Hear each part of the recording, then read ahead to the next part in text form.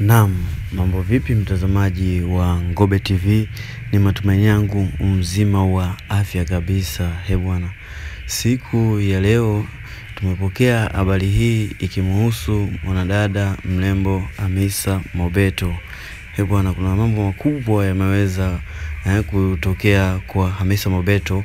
Kikubwa ungana nami mpaka mwisho wa video hii utapata kujua mengi zaidi, lakini kitu cha kwanza nikukumbushe uweze kusubscribe. Utabonyeza maandishi mekundu hapo chini ndio subscribe, na pia alama kengele on notification ili uweze kuwa mtu wa kwanza zaidi kupata habari zetu. Pia kule Instagram tunapatikana kama Ngobe TV, ukitufollow utakuwa umetisha kinoma noma. Bwana, kama nilivyokuambia hapo awali, leo nimekuletea habari kimhusu mwanadada mrembo kabisa huyu Hamisa Mobeto.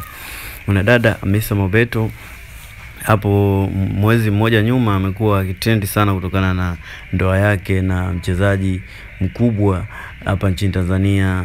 Huyu anafahamika kama Azizi Ki. Huyu ni mzaliwa wa Burkina Faso. Sasa bwana, kuna ndoa ambayo waliweza kufunga na mwanadada Hamisa Mobeto.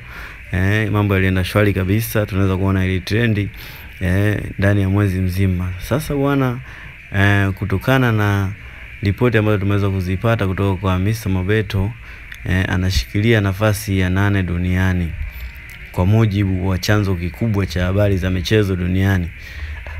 Hamisa Mobeto anashikilia nafasi ya 8, ndiye Mwafrika pekee aliyeingia kwenye top 10. Bwana, hili ni jambo so la kitoto.